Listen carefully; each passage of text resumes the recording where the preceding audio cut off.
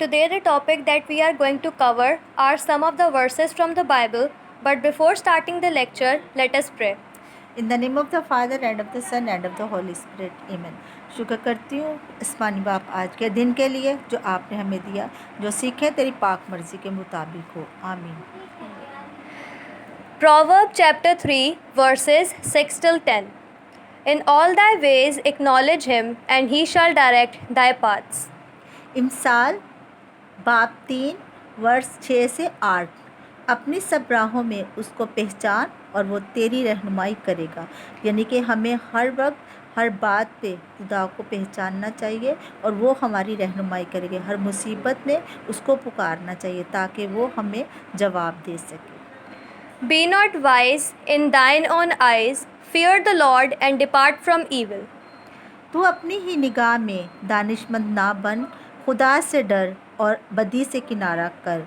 यानी कि हमें अपनी अक्ल से काम नहीं लेना चाहिए, हमेशा खुदा से डरना चाहिए और खुदा की मर्ज़ी के मुताबिक अपनी ज़िंदगी को बसर करना चाहिए. It shall be health to thy navel and marrow to thy bones. ये तेरी नाफ की सेहत और तेरी हड्डियों की ताज़गी होगी. यानी कि हमारे जिस्म के पूरे अज़्ज़ा, जितना भी हमारा जिस्म है, वो ताज़गी होता है जब हम खुदा का नाम लेते हैं या खुदा का पाकलाम पढ़ते हैं.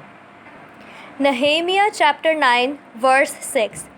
Though, even though art Lord alone, thou hast made heaven, the heaven of heavens, with all their host, the earth and all things that are there, the sea and all that there is therein, and thou preservest them all, and the host of heaven worshipped thee. Nehemiah बाप 9 वर्ष 6. तू ही अकेला खुदा है. बोलो. तू ही अकेला खुदा है. तूने आसमान और आसमानों के आसमान को और उनके सारे लश्कर को, ज़मीन को और जो कुछ उस पर है, समंदर को और जो उन में है बनाया. और तू उन सभियों का परवरदिगार है और आसमान का लश्कर तुझे सजदा करता है. यानी कि सारा कुछ खुदा बाप ने बनाया. आसमान से ऊपर, आसमान के नीचे, ज़मीन के अंदर जितना कुछ भी है वो खुदा बाप ने 6 दिनों में कंप्लीट किया और 7वें दिन खुदा ने आराम किया. Psalm chapter 9 verse 1. I will praise thee, O Lord, with my whole heart. I will shew forth all thy marvelous works. ज़बूर 9 versus 1. मैं अपने पूरे दिल से खुदा की शुक्रगुजारी करूँगा, मैं तेरे सब अजीब कामों का बयान करूँगा. यानी कि हमें खुदा की शुक्रगुजारी करनी है और खुदा के अजीब काम गैर कौमों को भी बताने हैं और ख़ुद भी देखने कि खुदा हमारा कितना कादिर मुतलक खुदा है, कुदरत वाला खुदा है. Deuteronomy chapter 28 verse 1 till 2. And it shall come to pass, if thou shalt hearken diligently unto the voice of the Lord thy God, to observe and to do all his commandments which I command thee this day, that the Lord thy God will set thee on high above all nations of the earth.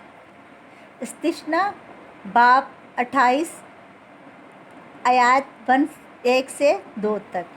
और अगर तू खुदावंद अपने खुदा की बात को जानफिशानी से मान कर उसकी सब हिक्मों पर जो आज के दिन मैं तुझको देता हूँ इख्तियार से अमल करे, तो खुदावंद तेरा खुदा दुनिया की सब कौमों से ज़्यादा तुझको सरफराज करेगा. यह खुदा ने उस वक़्त कौम बनी इसराइल से वादा किया जब मिस्र से उसको निकाल कर लाया था. तो कोई सीना पर उन्होंने बताया कि अगर तू मेरे हुकाम पर अमल करेगा तो ये सारी चीज़ों का इख्तियार मैं तुझे दे दूँगा. And all these blessings shall come on thee and overtake thee, if thou shalt hearken unto the voice of the Lord thy God.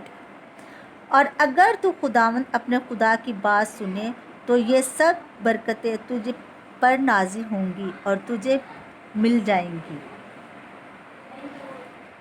Proverbs chapter 2 verse 6. For the Lord giveth wisdom, out of his mouth cometh knowledge and understanding. امثال 2 باب 6 آیت، کیونکہ خداوند حکمت بخشتا ہے، علم و فہم اسی کے منہ سے نکلتے ہیں۔ خدا باپ حکمت کا منبع ہے، وہ سب کچھ ہمیں دیتا ہے۔